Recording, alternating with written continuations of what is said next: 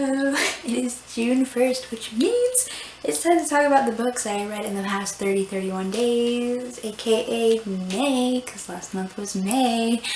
I had a really good reading month. And here are some stats. I read, 20 books, but again, 7 of those were manga, so I guess those 13, 14 things to actually talk about in depth today. And let's get started because I have a lot to talk about. So, okay, starting off, I have one that was actually just okay, so I didn't have a great start to the reading month, but I listened to The Hunting Party by Lucy Foley. This is her novel that she released before the guest list, which I think I read in April and I really loved, so obviously I wanted to listen to this one because it was also full cast. And so this is just about a group of college friends who get together once a year each year, and this year they decided to get together on New Year's and they went into the mountains during, obviously it's the winter time, and they wanted to be alone, but there's another couple that's there. And then they're just chilling out. This is, the guest list, I should say, is the same exact book as this, but the guest list did it better.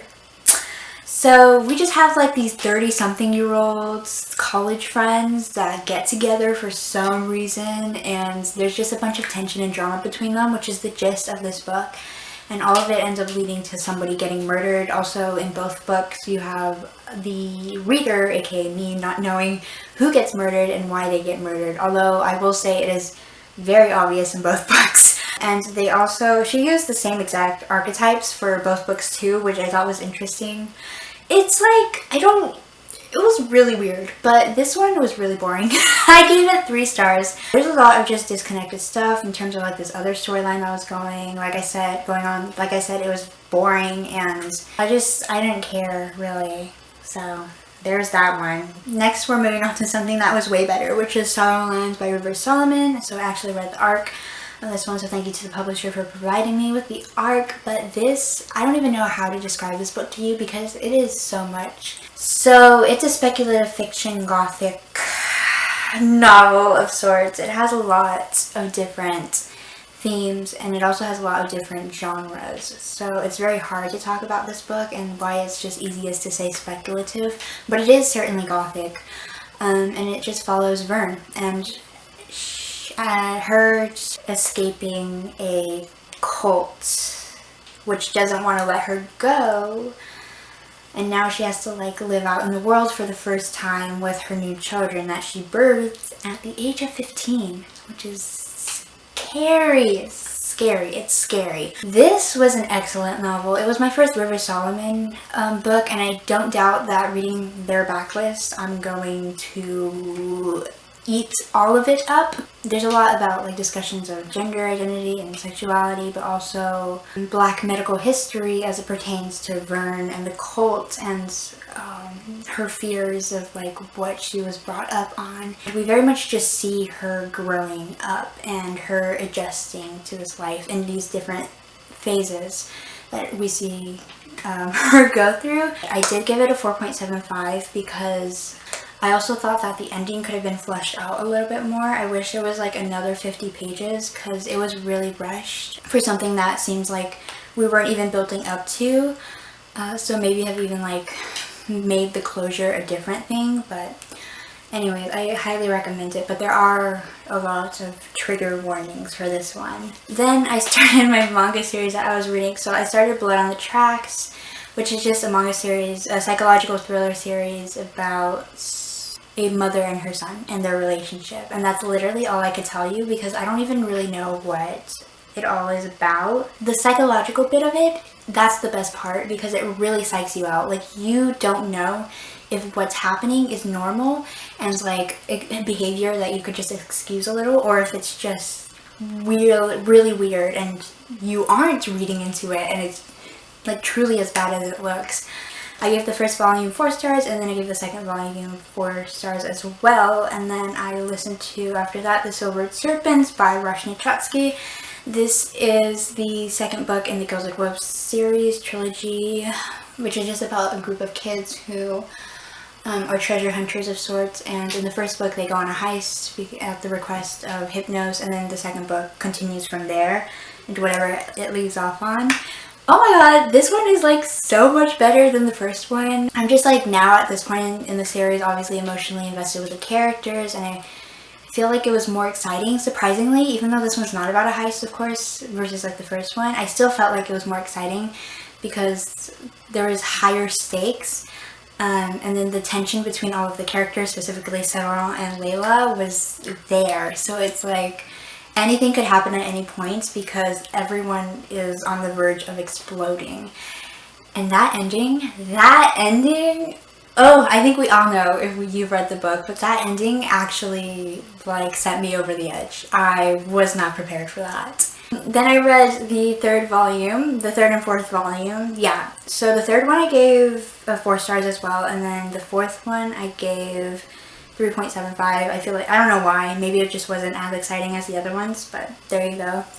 And then I listened to Disability, edited by Alice Wong. This is a collection of essays from several disabled writers or people that were asked to contribute to this collection who are disabled, and them sharing their experiences. And I think the most broadest way I could describe it is how disability and intersectionality relate to each other, because this book really talks about a lot of things in terms of like issues that disabled people face from the government and people in their families, or like how intersectionality plays into that. So obviously racially, what are these people dealing with, and then also how their sexuality plays into it as well. So it's a very diverse collection of essays. It was definitely very informative, and it allows for you to like do your own research, which I think is nice.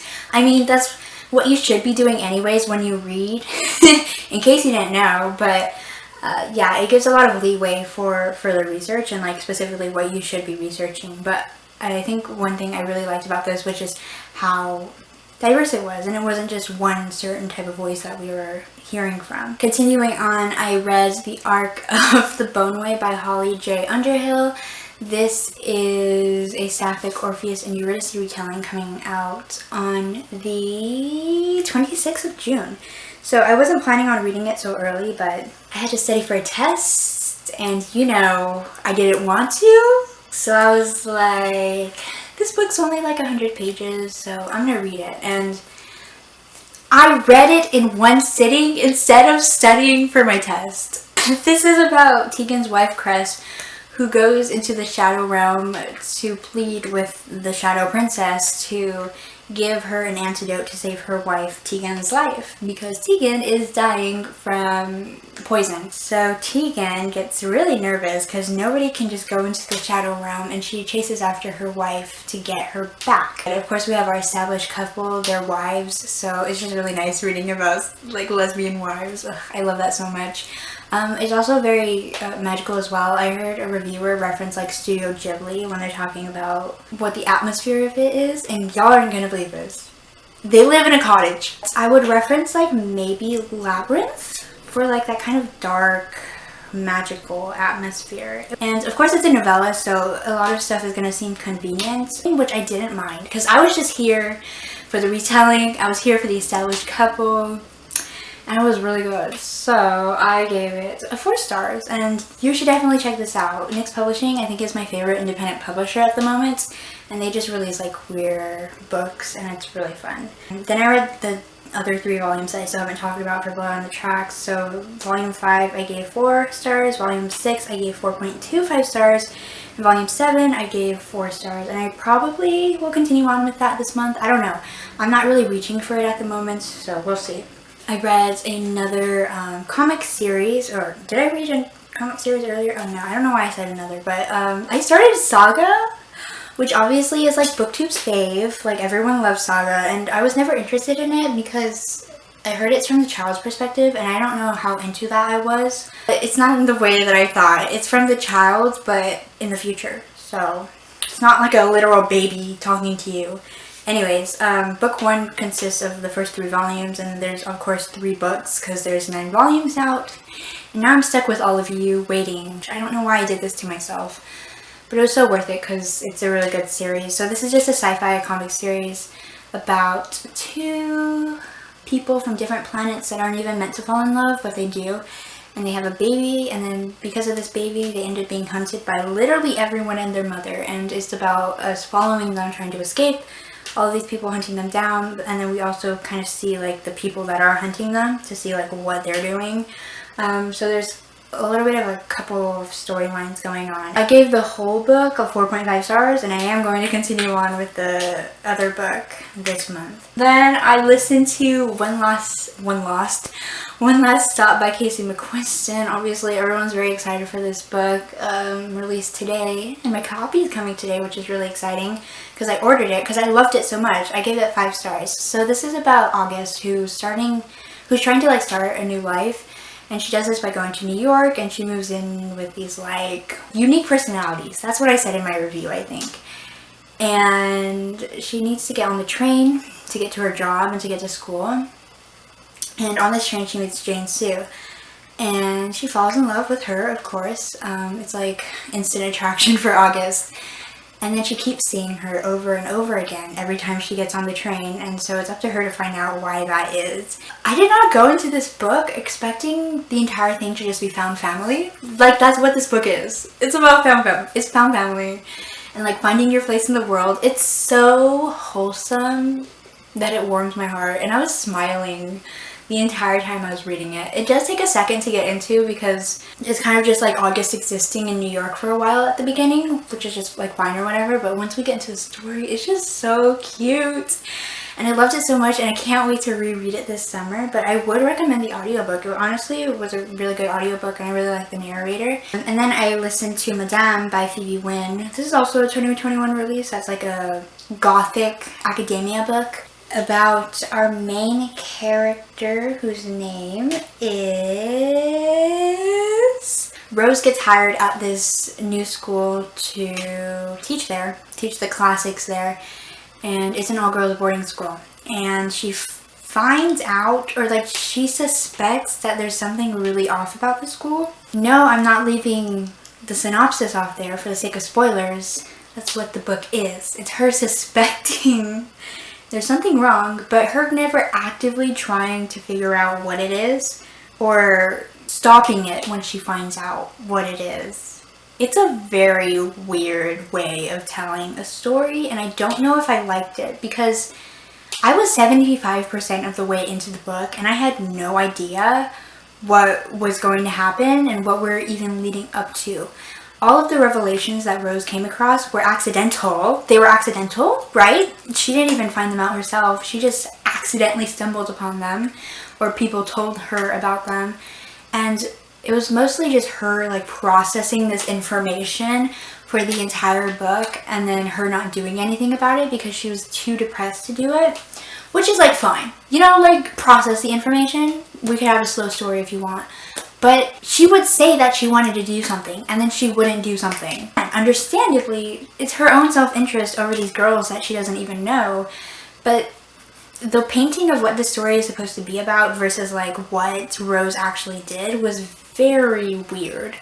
It didn't make sense. Like, she was really being selfish and then not helping these girls in this like dire situation. I don't know. It was really weird. I also didn't like how some of the things that were talked about in this book were talked about. And then a lot of the stuff was used as shock value too, that shouldn't have been used as shock value. I actually really like the atmosphere, which is why I can't stop thinking about it, because it was a very like calming, chill, gothic atmosphere that I liked reading about, which is what I was compelled to keep listening to because I just liked being there at the school. And I liked the ending. It was a very shocking ending. Again, had nothing to do with Rose. She did not conclude whatever was happening at the school. It was more of an indirect thing, I guess you could say. But I did really like it. It was really brutal and gruesome and disturbing, which are like some of my favorite types of endings, especially for like the situation in which Rose found herself in. So I don't know if I'd recommend it, honestly. It's off. It's a little bit off of a book. And then I read one that was just really good, which was It Goes Like This by Miel Moreland, which I gave a 4.5 out of 5 stars. This is another new release. Oh my god. I read so many new releases in a row. Okay, I need to start reading my books that I own. But this is just about a band who broke up, like they just parted their own ways, but they were really successful. And now it's kind of like a few years later, and they go back to their hometown because of a storm that hit, so that they could be there in support of their friend. Reading it, I was like, oh, this is a good book, like 4 stars, chill, I love it. And then I don't know, it was just, the more I thought about it, the more I realized I didn't really find much wrong with it. Honestly, I can't even stand here and tell you anything that I thought was like something majorly no likey me. What's that sentence? What am I saying? I don't know, it's just a very comforting book. Queer contemporary, that's all I read in terms of contemporary. And then I read another arc. I listened to The Maidens by by Alex MICHAELIDES. This obviously is his sophomore novel. Also a dark academia of sorts, about a woman who goes to visit her niece at Cambridge because her friend was murdered and she wants to be her support system, and then she ends up getting dragged into this investigation because she wants to prove that it was Edward Fosca, who is a professor at the school and who she truly strongly believes murdered her niece's friend. And she kind of becomes obsessed with this idea. So it is a bit of a book about obsession of sorts, and like trying to put everything together for the sake of like proving that you're right. And I actually really liked it. Again, I liked the atmosphere of this one a lot. It's definitely gotten me into prioritizing a lot of dark academia books on my TBR because I just want those vibes, the school, the college, the darkness of it all. And as for the mystery, I did find it quite predictable, but I guessed all of the plot shockers, the plot twist, there you go, because I'm a girl and it was very obvious to me, like, hello, yeah, this is all just logical to me. I was still like shocked when the plot twist came, and then there's also another like mini subplot that went somewhere I did not expect it to go. It got really dark really fast, let me just tell you that. So I gave this one a 4 out of 5 stars, and I do recommend it. And then I read Captive in the Underworld by Lian Yu Tan, which is a dark lesbian romance. I did not think I'd be here so soon. Okay, let me just tell you that. But this fantasy burnout is really making me read things that I've never expected to read in my life. So this is a Persephone and Hades retelling, of course, about Persephone who runs away from her abusive mother Demeter, and Hades is like, you're my property, and then kidnaps her, takes her to the underworld. I will also tell you that I will be reading everything this author releases because her writing is some of the best writing I've ever read. There's something very compelling about her writing, and I don't know what it is, but that was one of my favorite parts of this book. It was the writing, and it was making me really want to reread it. So if you see me rereading this during the summer, mind your business. Also, I like how there's a focus on Persephone's trauma response and like how she was reacting to all these things that were happening, whether that be her mother, who Demeter is like villainized in this book, by the way. She's a terrible person, which I think is really interesting in comparison to the original tale, where I'm pretty sure it's about her being the victim. So I think that's an interesting take. I like how nothing was sugar-coated. So Hades was never made out to be this good person. Like, the author makes it very clear that she is terrible, like a terrible, terrible, terrible person, and she never gives her a redemption arc. So I didn't rate it because I don't know how to rate it, but there's that. And then I also read the short story Breathless, which takes place in the middle of the book. The writing was still really good. So I read Rule of Wolves by Lee Bardugo. This is the last book I finished. I gave this a 4.75. When? Where did that come from? Where did that come from? This is obviously the last book in the Grishaverse, hopefully. I know, it might be a little controversial, but I don't want to sock 3.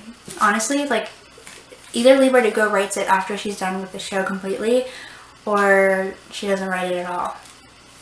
Because we all know what happens when authors focus on their shows and not their books. Yeah, I can't tell you anything about this book, but I will say as a grand finale, it's really good. I mean, it has everything that the series finale should have.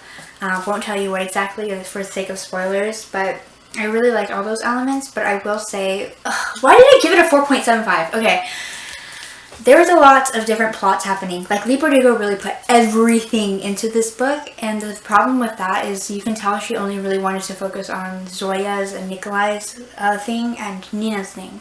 Anything else that wasn't that was not done well at all. Specifically with this one character.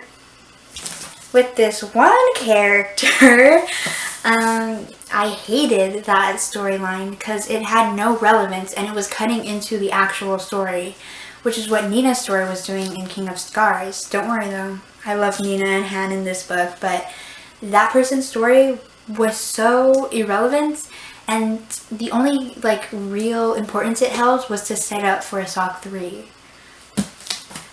I don't know. And then also there's a lot of slow, it was like very slow in some parts, but like a slow pacing that I didn't really like.